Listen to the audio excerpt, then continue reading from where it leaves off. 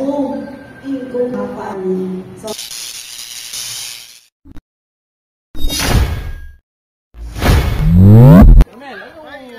pinagbabawal na Pinagbabawal na technique. Ito na po yung SMS, sir. SMS. Yung pong spent mushroom substrate. Yung sinipinakita ko dun kahapon. Ito po yung pinapakain ko. Nabilad na po yan? Yes po. Bali yun po yung nakita nyo sa harap. Yun po yung nakabilad doon. Ida-dry siya. Mga 3 araw na nakadry. O depende sa moisture niya. I-hammer mill. And then after i-hammer mill, Dito na. ganyan. So para ma-fix powder. Ano po yung ini-spray nyo na yan, sir? Sir yan, molasses sa urea. Parang pangkuan, ano yun? Dagdag additional supplement. Kasi yung SMS na yan, yung spent mushroom na yan, so wala akong sustansya yan. So kaya lang kami sayang. So nakita ko baka pwede, ginawa ko parang darak. Tapos ginawa ko siya. So kung may negosyo ka rin mushroom, Yes sir, di ba yung spent mushroom, tinatapon na natin. Nilalagay na lang sa halaman minsan. Pan na lang natin, kinukompose natin yun eh. ano naman po ratio ng ng urea? Yung urea sir, halimbawa may 10 kilos ka ng spent mushroom, 10 kilos. 10 liters 600 ng grams. tubig, 400 grams lang po ng urea. 400. 400 grams and then 1.8 kilos ng molasses. Mix mo po yun sa tubig. So, yung 10 liters na tubig, lagay mo na doon si molasses na 1.8 kilos and then yung urea na 400 grams. Mix yun na siya hanggang sa malusaw yung urea and then yun na po yung spray natin. Tapos, So, ito, 10 kilos. upon mixing, sir, gano'n pa katagal? So ito po, ang ginagawa ko pa po ay sinasandray ko pa po siya. So sinasandray ko siya so, mga 3 hours lang. So mga 3 hours lang, yung medyo lang siya. Yung medyo, hindi naman yung tuyong-tuyo. So tapos saka ko po siya, yun pwede na po siyang ipakain. So hindi nyo na pinapelletize? Pwede sir i-pelletize to eh. So kaya lang ang ginagawa ko is tinetest ko muna yung palatability and then yung kung pwede po sa kambing and then pwede rin po siyang i-pellet.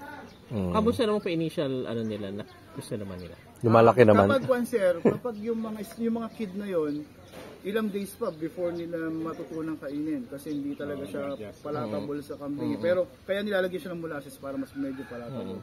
Tapos kapag yung halimbawang tumagal na, ang nangyayari po doon, na-observe ko po, yung karamihan ay nasa mga 2 weeks, 1 week to 2 weeks siya before niya talaga kainin.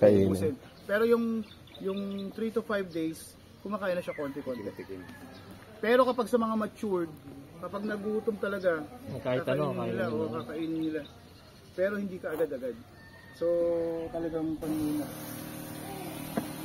Experiment. naman yan. Ano ba na nasandran na siya? Flavor niya.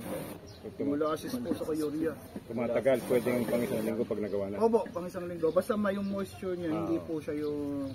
Sir, na-test na ba yung crude nung CP content niya? Ito sir, nasa Japan pa sir yung so wala pa yung result. So, pina-analyze pa. Yes, sir, yung kanya.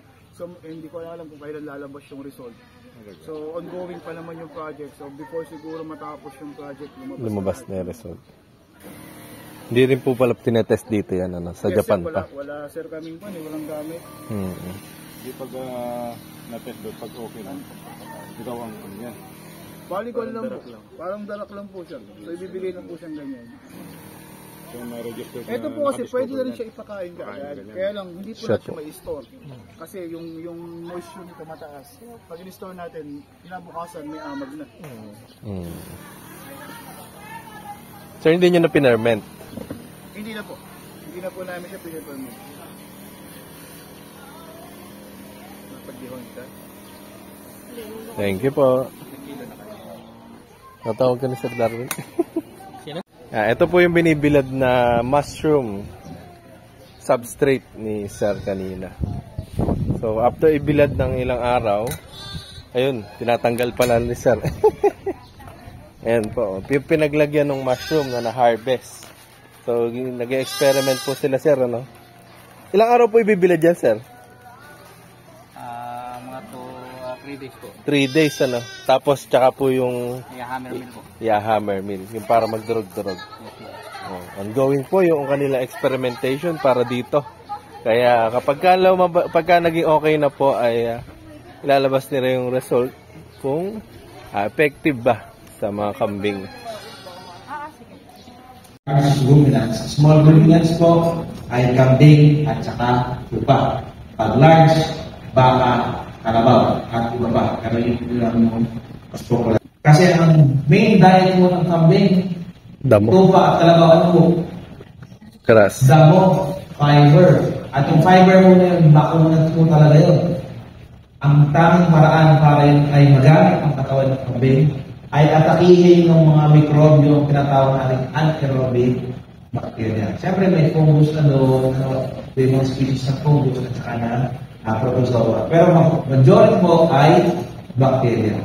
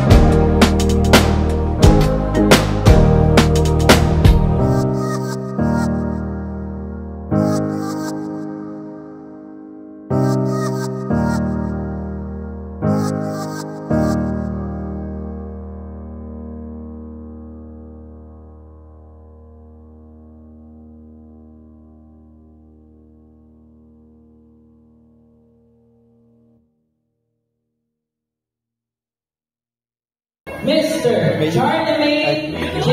Fugol. Ay, malakas ka. Yes, nanalo. 1, 2, isa pa po, 1. Hey, congratulations po.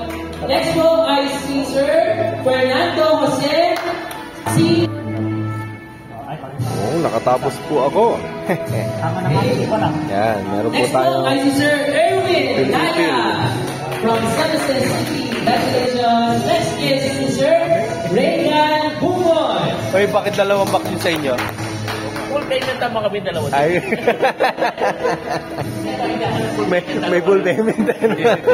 Walang discount. Walang discount. Hindi ako nakapag-discount. Wala.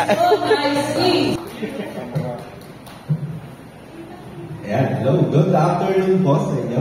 Ayan, so, Charlie Ukol nga po pala from Tessia's Orchids Farming and Farm for Life. Ayan. So, ako ba nandito ay pumunta nung, ano ba, di ba? Ito ba isang load seminar, di ba? Ako ba pumunta dito nang walang kaalam-alam na, kumbaga, hindi ko alam mag-alaga ng kambing, hindi ko kayang i-manage yung mga problema sa kambing, pero, andun yung isip ko na maganda ang kikitain sa kambing. Kaya nga, ang pinaka number one question ko dun parang pinakita ko pa kayo nung bago ako magsimula, nung mga discussion dito, can I be rich in goat farming? So, during the trainings and seminars, so dito pa lang nakita, kumbaga, unang topic pa nga lang, nakita na natin yung mga opportunities, yung mga, yung market, at saka yung business side. Kasi dapat pala secure nyo muna yung kakainin ng mga aalagaan natin kambing. Gaya nga sabi ni Sir, pagkain, pabahay, at saka yung mga nutrition, at saka hindi na tayo bulag sa impormasyon kapag nagsimula tayo sa pag-aalaga ng goat farming. So, yun lang po. Kumbaga, maraming salamat po at sa mga tagumpay at marami pong knowledge na naibigay niyo po sa amin. Thank you. Thank you so much, bro. At sa dalawang araw po ngayon, sana, kagaya po ng yung mga nabanggit, kung ano man po yung aming itinuro dito sa loob at sa kambingan ay may iwan para po pagdating nyo sa inyong farm, sa inyong bahay, sa inyong mga alaga, kung ano man po yung itinuro namin ay magamit ninyo.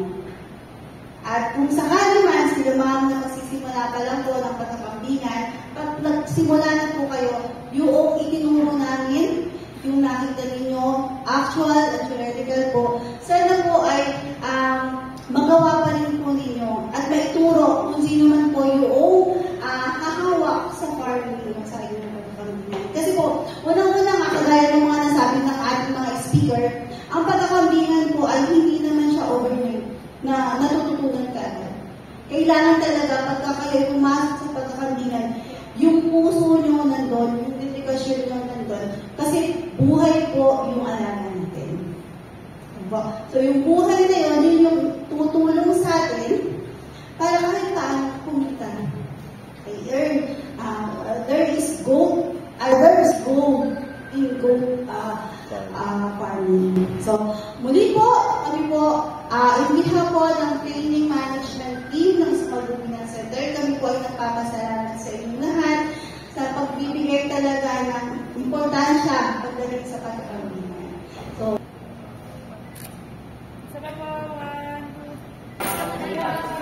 uwian na po.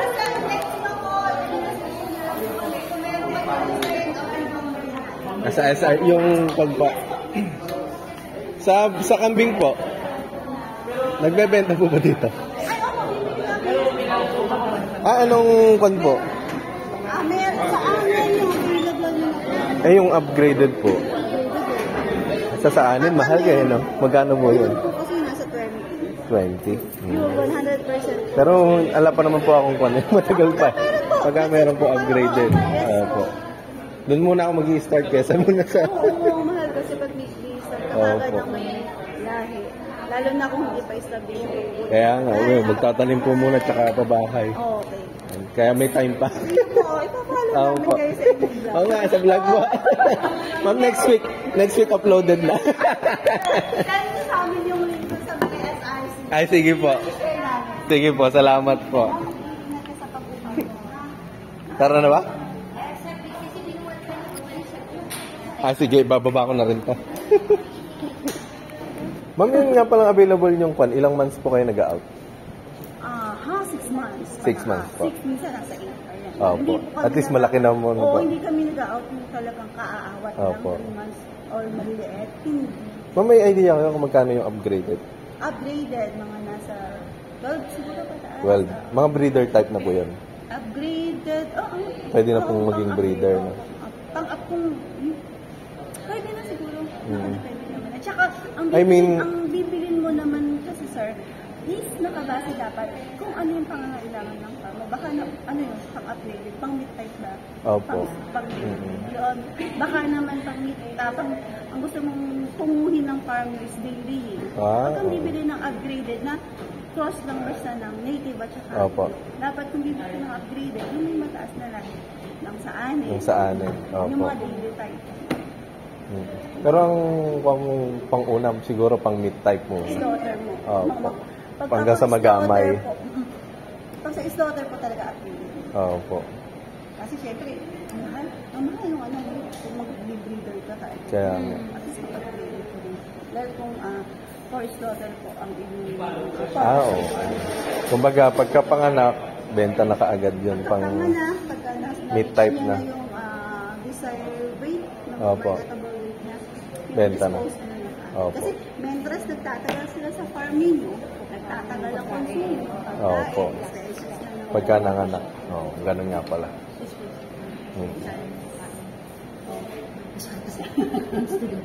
Nag-iisip na ng business plan eh. Investment mo po. Kaya nga po eh. Pinaplano na. Habang mainit-init pa yung napag-aral. Yun nga po, kailangan pinaplano. Nakakuha na naman yan, naka-document na naman sa YouTube ko. Magsisimula sa pagtatanim. Yun pa ang ano yun, ang pagtatanim talaga. Hindi tulong sa mga farmer. Yung iba kasi, marami naman yan sa YouTube, marami na naman mapapanood, marami na naman mapapanood. Hindi kasi nila alam yung importansya, yung actual mo. Opo. Ganun nga. Yung may technology na ito na sa nauna. At saka yun, tama po yun. Start kayo sa ano, i-vlog niyo po, yung pag-iingan nyo na Kaya kailangan ng pagkain muna. Ang dali nilang dumami. Kaya nga. Ang daling magkulang ng pagkain. Samantalang yung iba, talagang sakate lang ng sakate. Kung saan pumupupo. Ang hirap-hirap pag sa traditional na ano. Meron naman na tayong mga improved pasture. Opo. Ganun nga po. Kaya nga. Samantalang kami namumroblema pa sa damo. Samantalang, sabi ko nga, kung tatanim ko lang yung mga yan, then papakain na. Yun na yung naiisip ko eh. Kaya nga eh. Madali po yun. Ihati-hati. Nakakailang herbicide pa po kami. Palagi. Magano, parang ano po yung pag umulan, ano agad? Oo. Dali. Kaya nga. Magkakanda na. Opo. Nakakapagsimula. Thank you po. Kaya nga. Basta pag may ano po. Opo. Thank you.